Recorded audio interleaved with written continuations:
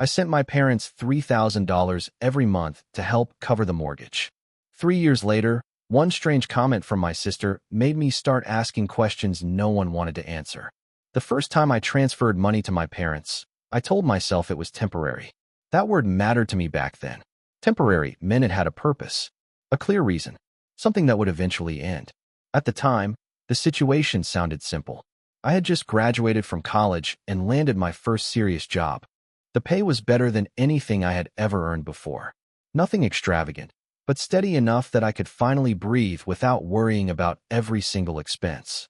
My parents, on the other hand, were struggling, or at least that was how they explained it. My name is Daniel Harper.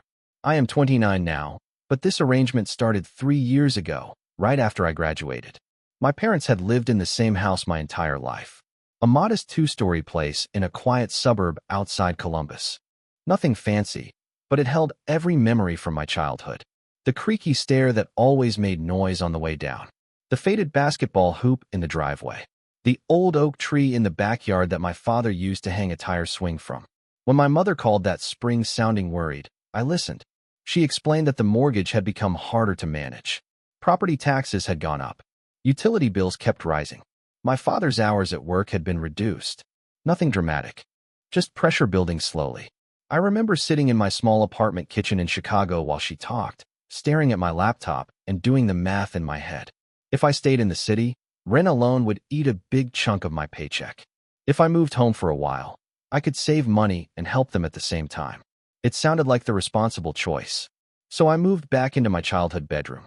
My father explained that contributing to the household would make everything easier. Mortgage payments, utilities, groceries, all the normal expenses that come with owning a home. He did not call it rent. He called it helping the family.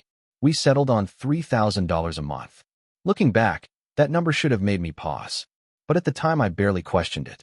I had a good job, and living at home meant my other expenses were low. So I set up an automatic transfer. Every month, on the first day, the money went directly to my father's account. $3,000. At first, it actually felt good. There is something satisfying about helping the people who raised you. It made me feel like I had finally stepped into adulthood. Life settled into a routine after that. I worked from my room most days. In the evenings, I came downstairs for dinner. My mother cooked like she always had. Big meals that made the house feel warm and familiar. Everything seemed normal. But every now and then, small things caught my attention. Little details that did not quite make sense. I ignored them at the time, because I believed the money was helping keep the house afloat. And for a long time, I never had any reason to question that belief. Until one evening when my sister said something so casual, it stopped me cold. She mentioned that my room might not really be mine much longer. The moment that changed everything did not begin with an argument. It began with a casual comment during dinner. It was a Thursday evening, nothing unusual. My mother had made baked chicken, mashed potatoes, and green beans.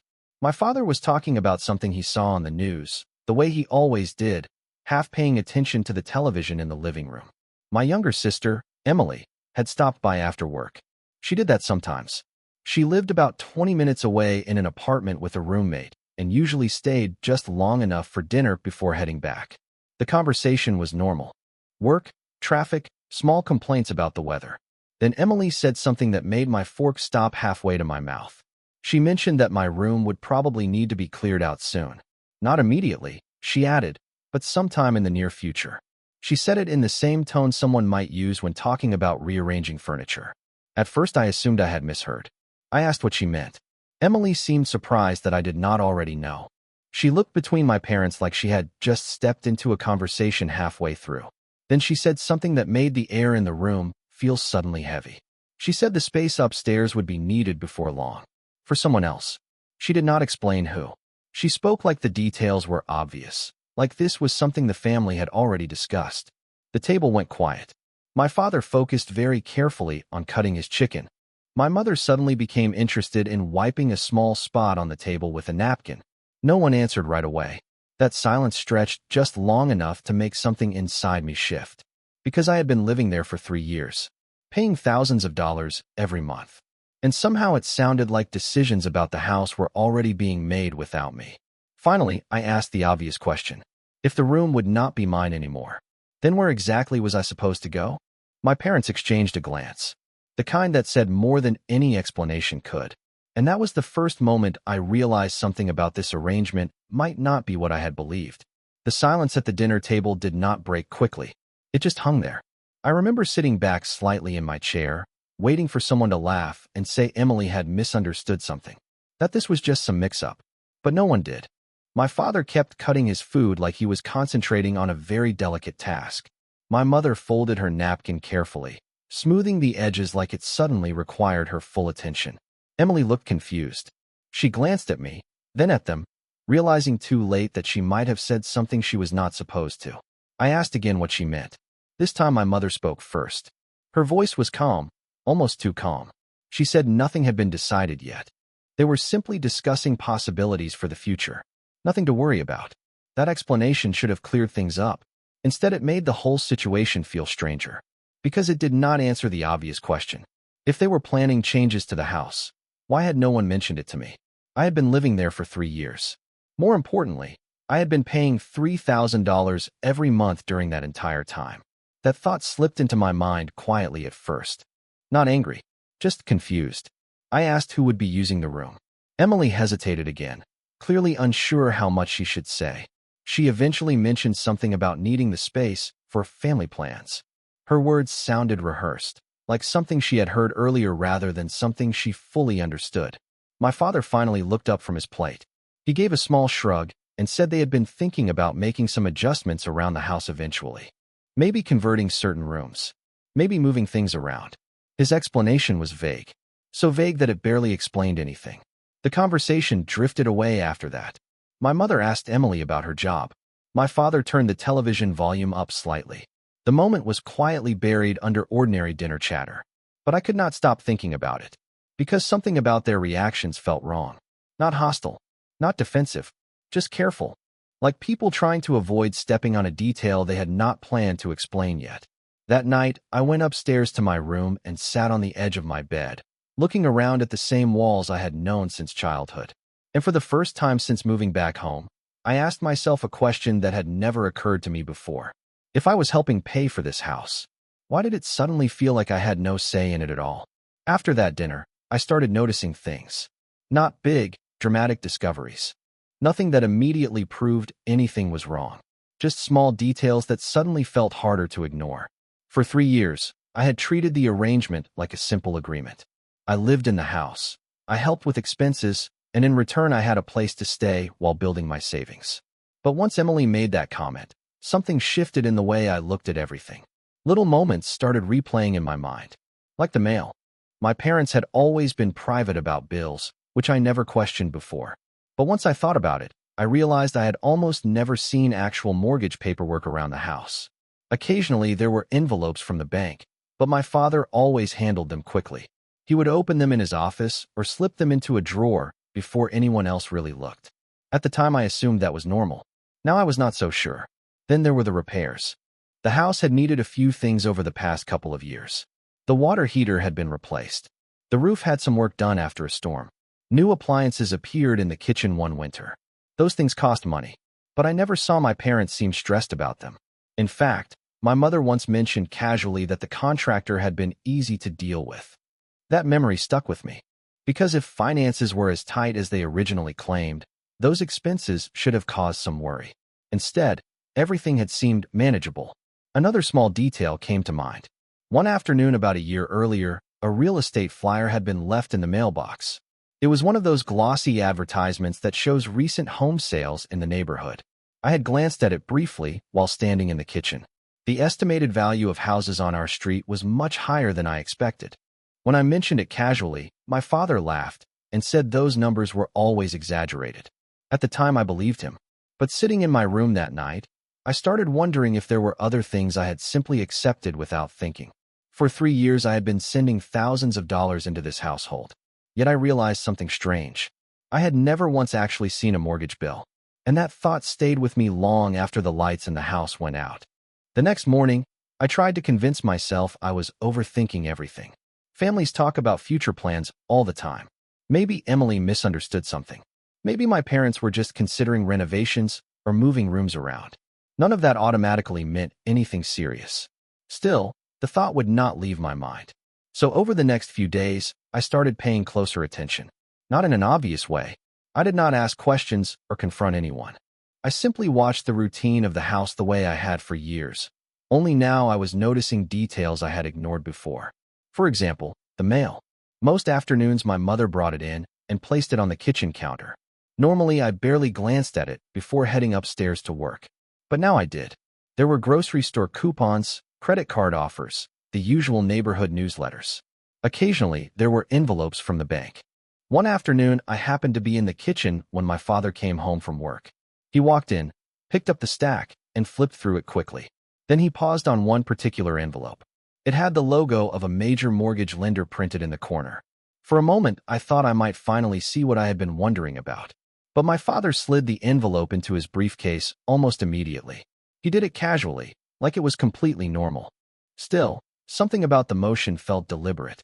Later that evening, I asked a harmless question during dinner. I mentioned that a lot of houses in our neighborhood seemed to be selling lately. I said the market looked strong. My father shrugged and said the housing market always moves in cycles. My mother nodded and changed the subject. The conversation ended there. But the more I thought about it, the more something about the situation bothered me. 3 years of payments. $3,000 every month. That was over $100,000. And somehow I still had no clear idea what the actual financial situation of the house was. That realization sat quietly in my mind for the rest of the week. Until a few days later, when something happened that made my suspicion grow into something much harder to ignore. The moment that really started to bother me happened on a quiet Saturday morning. My parents had gone out early to run errands. Grocery shopping, I assumed. The house was unusually quiet, the kind of quiet that only happens when everyone else is gone. I came downstairs to make coffee and noticed something sitting on the kitchen counter. A folder. It was not unusual for paperwork to end up there for a few hours before my father sorted it out. Normally, I would not have paid attention. But the top page caught my eye. It had the same bank logo I had seen on those envelopes before. For a second, I just stood there staring at it. I told myself not to be curious. It was not my business. My parents handled their own finances, and I had never gone digging through their paperwork before. But then another thought pushed its way in. $3,000 every month. For 3 years. That was a lot of money to send somewhere without ever seeing what it was actually paying for. So I stepped closer. I did not touch anything at first. I simply leaned over and read the heading on the top page. The words were clear. Loan statement. My heart started beating a little faster. For a moment, I expected to see the familiar structure of a mortgage summary. Balance, interest, payment schedule. Something that would confirm everything my parents had told me. Instead, the numbers looked strange. The remaining balance listed on the page seemed lower than I expected. Much lower. I tried to do the math in my head. If the house still had a full mortgage after all these years, the number should have been much higher. But what I was seeing suggested something very different. Before I could read further, I heard the garage door open. My parents were back. I stepped away from the counter immediately, pretending to rinse my coffee mug in the sink. My father walked in first. His eyes landed on the folder instantly. For a brief moment, his expression changed. Not dramatically, just a quick flash of surprise before his face returned to normal. He picked up the folder without saying anything and carried it into his office. That tiny reaction stayed with me the rest of the day, because in that short glance, I had seen something I had not noticed before. Concern. And for the first time since moving back home, I started wondering if the money I had been sending every month was actually going where I thought it was. Once you see something that does not add up, it becomes hard to stop thinking about it. That is exactly what happened to me after that Saturday morning. The number I saw on that loan statement stayed in my head for the rest of the weekend. I kept replaying it mentally, trying to convince myself I had misunderstood. Maybe it was not the mortgage. Maybe it was a second loan.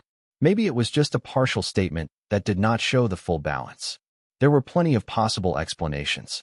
But the more I thought about it, the more the math bothered me. $3,000 every month.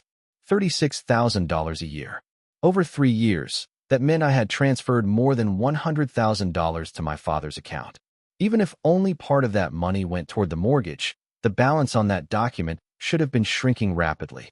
Yet the number I saw did not reflect that. It looked like a loan that was already close to being finished. That realization made something uncomfortable settle in my stomach. Later that evening, I tried to bring the subject up again. Not directly. I did not want to sound suspicious. I simply asked my parents how things were going financially. My mother gave the same answer she always did. Things were tight, but manageable. My father nodded and said the housing market had become unpredictable. Interest rates were difficult. Expenses were rising everywhere. The explanation sounded reasonable, but something about the conversation felt rehearsed, like lines that had been used before.